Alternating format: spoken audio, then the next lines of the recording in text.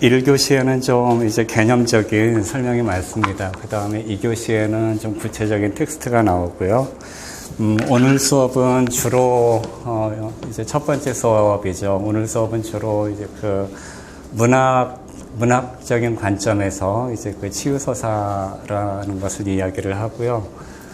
다음 주 2주차에서는 좀 정신분석, 혹은 이제 상담 심리하고 연결을 지어서 많이 이야기를 하고, 3주차에는 예술치료, 그러니까 여러 가지 예술치료의 갈래들이 있잖아요. 그런 예술치료하고 연결 지어서 이야기를 하고, 다음 마지막 4주차에는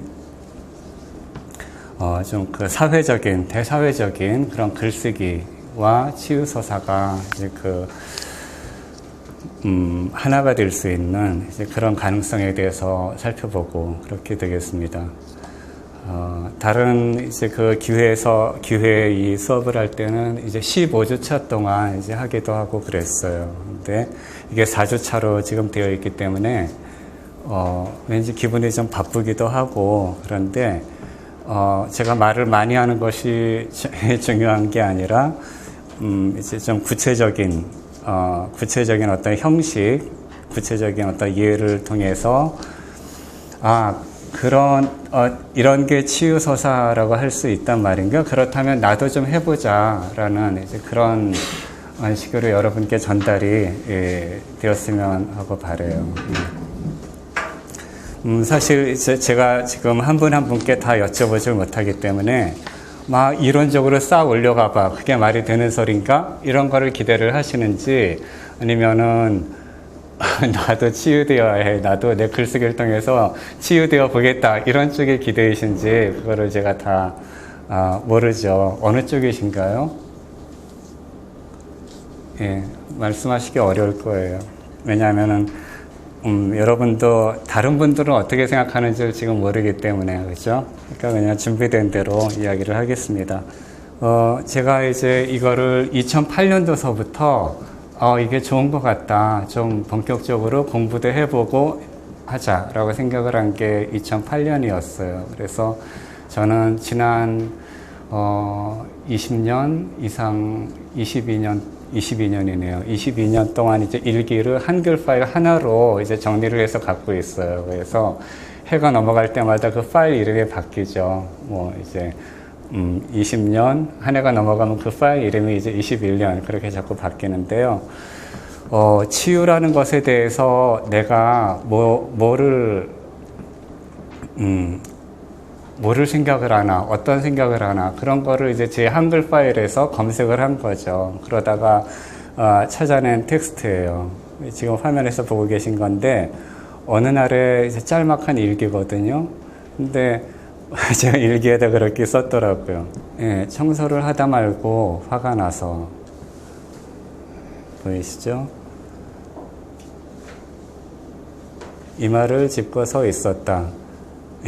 자기 일기를 막 화면에다 띄우고서 읽어주다니 엄청 쑥스럽겠죠. 예.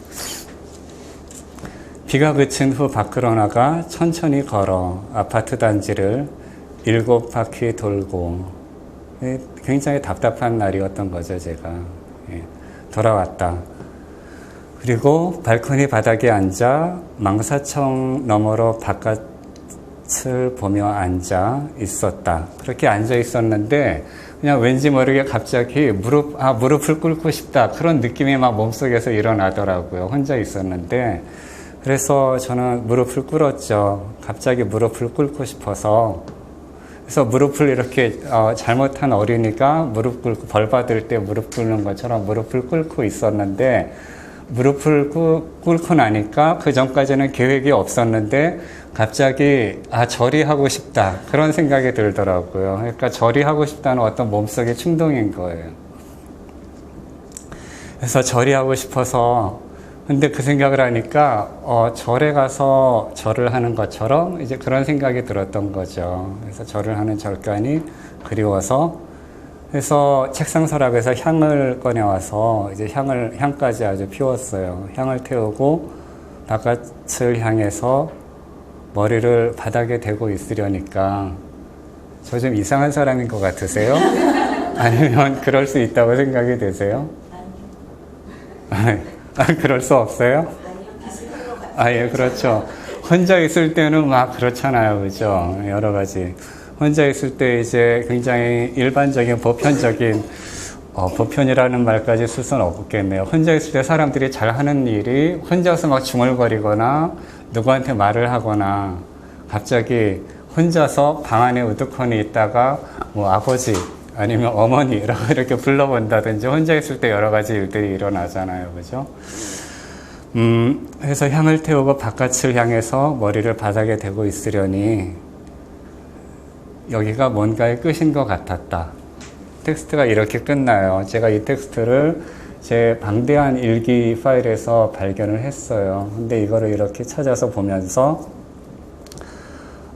이런 형식의 글쓰기 내지는 이런 형식의 행동, 수행이라고 할까요? 이런 형식의 행동이 뭔가 의미가 있는 것 같다. 효과도 있는 것 같다. 그런 생각이 들었던 거예요. 왜냐하면 막 뭔가 좀 답답하고 화가 나서 아파트를 삥삥 돌고 막 그렇게 몇 시간을 보냈는데 그런 답답했던 몇 시간이 끝나는 지점이 여기구나 라고 하는 걸 이 짤막한 글을 통해서 확인을 한 거죠. 그래서 나중에 치유서사라는 개념은 나중에 이제 그 생각을 했지만은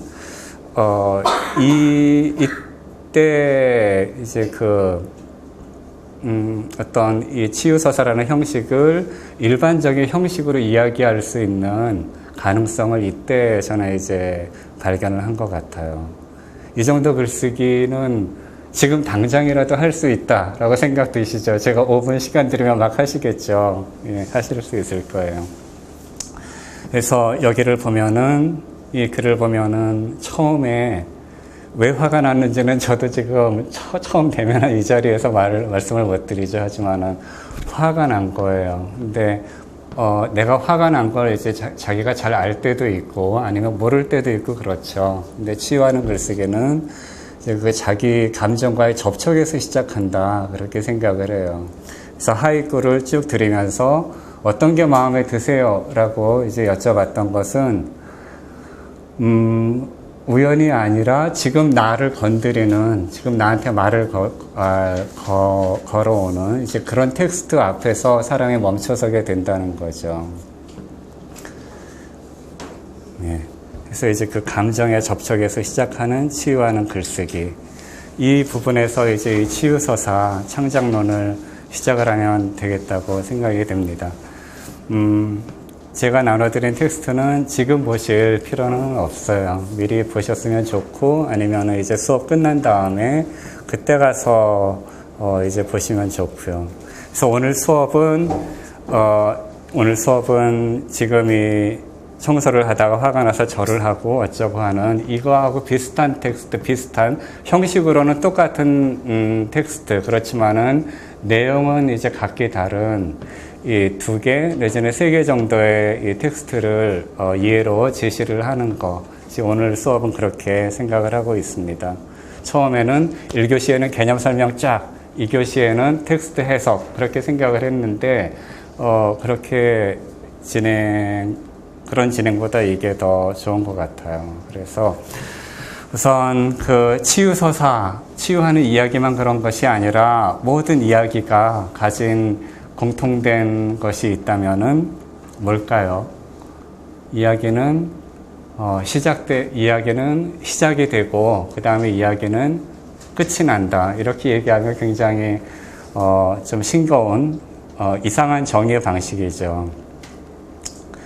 우리가 이제 그 인생에서의 어떤 일들 때문에 이제 여기에 오셨고 또 문학도 하고 글도 쓰고 이제 그러시는데 인생이라는 것이 사실은 이제 우리 머릿속에서는 알죠. 시작되는 건 내가 태어났을 때가 시작이고 끝나는 건 내가 죽을 때가 끝이고 이제 그렇게 알고 있는데 실제 우리가 경험하는 인생은 그런 게 아니잖아요. 그죠? 어느 날 정신을 차려보니까 나는 인생이라는 것 속에 들어와 있고 그리고 굉장히 광대무변하고 넓고요. 예상할 수 없는 많은 일들이 일어나고 그리고 끝이라는 걸 우리는 알고 있지만, 죽을 때라고 알고 있지만 그걸 경험을 못 하잖아요. 그죠? 경험을 못 하죠. 그렇기 때문에 인생이라는 이야기 형식은 우리가 아는 것과는 달리 경험으로서는 굉장히 혼란스럽고 경계를 모르게 넓고 예상할 수 없고 굉장히 자주 혼란스럽고 그런 것이죠. 근데 그런 와중에 우리가 글을 쓴다는 것은 인생이라는 이야기와는 다르게 시작도 알고 끝낼 수도 있는 어떤 형식을 만들어낸다는 것이죠. 그것이 우리한테 상당한 통제감을 줄 수가 있고, 다시 말해서 안심을 시킨달까? 그런 것이 있는 거죠. 사람을 안심시키는 것이요. 자, 이야기가 끝났을 때 어떤 일이 일어날 것인가에 대해서는 10가지, 20가지, 굉장히 많은 대답을 할 수가 있는 거겠죠.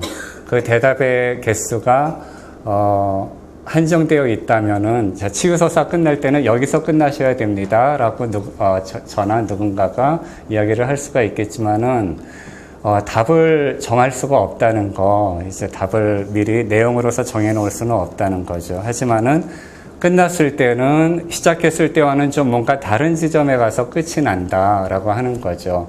화가 나서 시작을 했는데 끝났을 때는 여기가 뭔가의 끝인 것 같다라는 감정으로 끝내는 거죠. 그래서 치유서사를 첫 번째로 정의를 하자면 시작했을 때와는 좀 다른 지점에 가서 끝이 나는 거, 그거를 이제 치유서사의 첫 번째 정의로 말씀을 드릴 수가 있겠어요. 자, 꼭 도표로 안 해도 되는데 이런 도식으로 한번 말씀을 드리자면은 왼쪽과 오른쪽이 있잖아요. 그죠? 여기 S1, 이건 상황1이라고 생각을 해보세요. 여기서 나는 굉장히 답답하고 화가 나 있어요. 그런데 끝났을 때, 한 너댓 줄을 쓰고 나서 끝났을 때 S2, 상황 2 지점에 왔을 때는 그렇게 화가 안 나 있고 뭔가 명료해져 있고 어떤 기분으로 이 어떤 감정을 끈을 붙들고서 좀 살아봐야 되겠다라는 그런 생각을 하고 있고요. 어느새 여기가 뭔가의 끝이다라고 생각을 하고 더 이상 시작 지점과는 같지 않더라는 거죠. 그래서 굉장히 기계적으로 되는 건 아닌데 시작과는 이미 같지 않은 지점에서 끝나는 거, 그게 이제 치유서사의 첫 번째 정의라고 말씀을 드릴 수 있겠어요. 그러자니까 그 치유서사의 지향은 쉽게 얘기해서 끝을 향해서 가는 건데, 끝날 때는 보통 이제 문학 강의, 일반 문학 강의에서 흔히 이야기를 해요. 어떤 소설이 끝날 때가 되면 어떤 일들이 일어나냐 하면은 숨겨져 있던 사실이 해명이 되거나 폭로가 되거나 조명을 받아서 새롭게 밝혀지죠. 그게 한 가지이고, 또 하나는 등장인물들이 뭔가를 어떤 액션을 해가지고 상황이 해결이 되거나, 그러니까 해명이거나 해결이거나 둘 중에 하나, 그런 일들이 일어나는 거죠. 근데 우리가 사는 삶이라는 게 어떤 국면에서는 굉장히 다이나믹하지만 그렇지 않을 때도 많고, 그렇기 때문에 자, 해명이냐 해결이냐 이 둘 중에 하나를 내가 해야 해 라고 막 기계적으로 되지는 않죠. 근데 끝났을 때는 뭔가 좀 달라져 있다는 거죠. 자, 이 그림을 보시면은 이렇게 수평 위에 선을 이렇게 그었는데, 수평이 아니라 수직으로 이야기를 할 수도 있을 것 같아요. 63빌딩에 가셔서 이제 엘리베이터를 타고 쭉 올라가신다고 한번 생각을 해볼까요? 그래서 처음에는, 자, 자꾸 화났다고 하니까 기분이 좀 안 좋은데, 다른 감정 뭐가 있을까요? 어떤 감정의 안개, 감정의 혼돈이라고 한번 생각을 해보시죠. 내가 어떤 오버뷰, 그러니까 어떤 객관을 갖고 있지 않은 안개 속과 같은 감정에 있어요. 그런데 엘리베이터를 타고 점점점 올라갈수록 그것에 대해서 보게 된다는 거죠. 이걸 불교의 개념으로 이야기를 한다면 볼 관자를 써서 그냥 관할 수가 있게 되는 거예요. 점점 올라갈수록 감정적으로도 내가 더 안전해질 수가 있다거나, 아니면은 이렇게 된다는 거야 라면서 어떤 깨달음처럼 어떤 조명, 어두운 곳에서 조명이 밝혀지듯이 알게 된다거나 이제 그런 일들이 일어나는 거죠. 이런 비유 속에서는 S1과 S2가 이렇게 수평면상의 것이 아니라 이제 점점 높이 올라가는 비유로 생각을 하시면 되겠어요. 제가 비유하자면 이렇게 말씀을 드렸는데 문학이라는 것이 근본적으로 이제 원관념과 보조관념이 있죠. 인생 그 자체는 아닌, 말하자면 이런 것이라는 이제 그런 존재론적으로 그런 속성을 갖고 있다고 볼 수가 있겠어요. 그러니까 이야기. 그러니까 인생의 상황 그 자체는 아닌 것인데 마치 인생과 별개의 것인 양, 별개의 시공간에 있는 것인 양 우리가 이야기를 쓰죠. 근데 쓰고 나면 그 순간의 이야기도 다시 인생의 한 부분이 되어가는 것이고, 이제 그렇게 생각을 하시면 되겠습니다. 그래서 이야기가 끝났을 때 무슨 일이 일어날까? 무슨 일이 일어나면 좋은가? 이제 그거에 대해서 두 가지를 말씀을 드린 거죠. 수백 수천 가지 중에서요. 하나는 안개를 벗어나서 비로소 풍경이 눈에 들어오게 된다라는 걸 하나를 말씀을 드렸고, 또 하나는 기분이 달라지는 거죠. 화가 나 있었는데 더 이상 화가 나지 않고, 이제 안개를 두 가지로 얘기를 할 수가 있겠어요.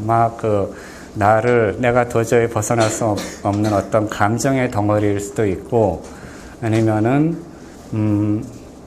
지적으로 깨닫지 못하던 어떤 새로운 눈으로 보게 되는 것일 수도 있고요. 이것을 어떤 그 카톨릭 수사가요, 안소니 드 멜로라는 이제 신부가 있는데, 이 사람이 쓴 책에서 인상적인 구절을 읽은 기억이 나는데요. 인생에서 굉장히 어려움에 처했을 때, 마치 악몽과 같을 때 어떻게 해야 되나, 그거에 대해서 얘기를 했어요. 이 사람이 뭐라고 했냐 하면, 당신은 인생을 그냥 마치 인생이 한 악몽인 것처럼 바라보기를 계속해 간다면 당신을 얽매고 있던 사슬이 사라지고 당신에게 상처를 입히던 힘은 사라질 것이다. 이렇게 이야기를 한 적이 있거든요. 그래서 그게 무슨 굉장한 해결이야? 라는 생각이 드는데, 여기서 이제 그 강조점을 찍어야 될 것은 이 사람의 바라봄을 이야기를 하고 있는데, 그게 어떤 종류의 바라봄인가 하는 거겠죠. 그래서 치유서사란 무엇인가? 볼 관자를 이제 앞으로 연상을 하시기를 바라요. 그러니까 보는 거다. 제가 글을 쓰고 나니까 이 사람이 뭐가 그렇게 답답한지 아파트를 띵띵 도네.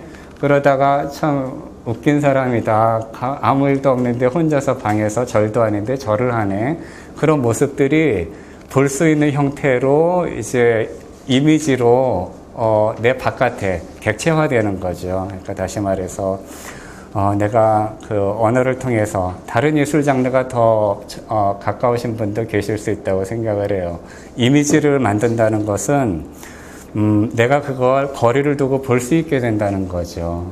거리를 둔다는 말 우리 굉장히 많이 하죠.